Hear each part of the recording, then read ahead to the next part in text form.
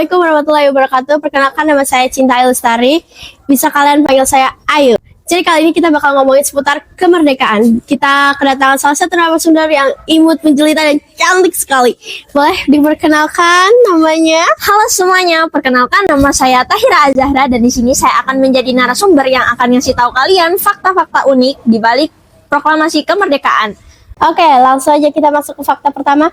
Benar nggak sih katanya proklamasi itu gak hanya cuma satu versi? Gimana? Benar banget Ayu.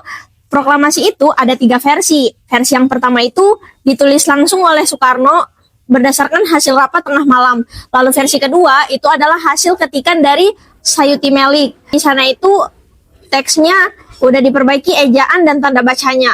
Lalu versi ketiga itu adalah versi tulisan resmi yang mana disebarluasin ke berbagai wilayah.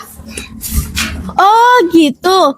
Berarti yang sering kita dengar itu beda sama naskah yang asli? Ya, kurang lebihnya gitu. Saya sering dengar katanya naskah yang asli itu sempat mau dibuang. Iya, benar banget. Ini fakta yang jarang diketahui oleh orang lain. Naskah proklamasi yang asli itu dirasa udah gak penting lagi sama Sayuti Melik. Terus Sayuti Meliknya buang gitu aja. Dan ternyata ditemuin sama Bahrudin Muhammadiyah. Lalu Bahrudin Muhammadiyah ini ngembaliin ke pemerintahan. Setelah 40 tahun kertas itu dia simpan. Wow, lama banget ya. Iya. Kenapa orang-orang zaman dulu bisa tahu saat kemerdekaan Indonesia? Kan orang-orang zaman dulu kan belum ada TV, belum ada radio, dan lain-lainnya. Nah, ini seru nih. Jadi, zaman dulu itu, pemuda-pemuda Indonesia ini tangannya cukup bandel ya. Tapi ini bandel yang berguna. Mereka itu menyabotase stasiun radio milik Jepang yang bernama Hoso Kyoko. Setelah disabotase, baru disebarin lah itu berita kemerdekaannya ke seluruh penjuru Indonesia. Berita ini juga menjadi berita tidak resmi pertama yang dikeluarkan setelah Indonesia merdeka. Katanya sebelum tanggal 17 Agustus itu sudah ada proklamasi ya. Apakah itu benar? Ya benar banget. Jadi waktu itu orang-orang di Bandung tuh pemuda-pemudanya penuh dengan semangat. Jadi mereka nyebarin berita bahwa Indonesia itu udah merdeka sebelum tanggal 17 Agustus. Mereka tuh nyebarin berita-beritanya. Tapi karena itu belum resmi, mereka ditangkap sama Jepang. Oh gitu. Ya, jadi ini juga bisa jadi pembelajaran, bukan bisa jadi pembelajaran sih, tapi emang pembelajaran buat Soekarno. Harus hati-hati dalam memilih waktu gitu. Kita kan Indonesia merdeka kan itu disebarluaskan lewat stasiun radio Jepang. Nah sendirinya orang Jepang itu belum tahu kalau Indonesia itu udah merdeka. Ya benar banget. Jadi waktu itu orang Jepang itu mereka kan udah kalah. Pas perang Asia Pasifik itu mereka udah kalah. Jepang kalah, tapi militer Jepang yang ada di Indonesia itu belum nerima instruksi resmi. Jadi mereka tuh masih aktif di Indonesia. Bahkan mereka tuh gak nerima kalau Indonesia merdeka. Mereka juga ngalang-ngalangin orang Indonesia tuh buat ngibarin bendera merah putih yang udah resmi punya kita.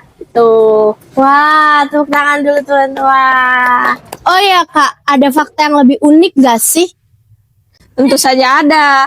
Jadi, kenapa sih Insinyur Soekarno, Bapak Presiden pertama kita, memilih tanggal 17 untuk hari proklamasi? Tahu nggak? Apa tuh? Ya, jadi Presiden pertama kita memilih tanggal 17 itu karena ada nilai-nilai religius di dalamnya. Itu dipilih karena 17 itu merupakan gabungan dari jumlah rakaat sholat dalam sehari. Unik banget kan? Unik banget, sumpah guys, ya Allah. Itu kayaknya lebih unik daripada yang lainnya. Ada lagi nggak yang lebih unik seunik-uniknya? Ada nih fakta unik lainnya. Jadi waktu itu karena proklamasi dibuatnya pas tengah malam, jadi sampai sahur tuh. Nah sahurnya ini, menu sahurnya itu, tahu nggak menu sahurnya apa? Apa itu? Menu sahurnya itu nasi goreng pakai telur plus ikan sarden. Jadi nasi goreng ini kenapa banyak disukai bangsa Indonesia oleh rakyat-rakyat Indonesia? Selain karena rasanya emang enak, ternyata kita ini, kemerdekaan kita punya ikatan yang wah banget dengan nasi goreng ini. Karena nasi goreng ini udah nemenin orang-orang di balik bangsa ini mengerjakan proklamasi. Tuh. Wow, unik banget sih itu. Tepuk tangan dulu guys. Pantesan ya nasi goreng itu jadi identik warga-warga Indonesia. Benar banget. Hubungan batin kita.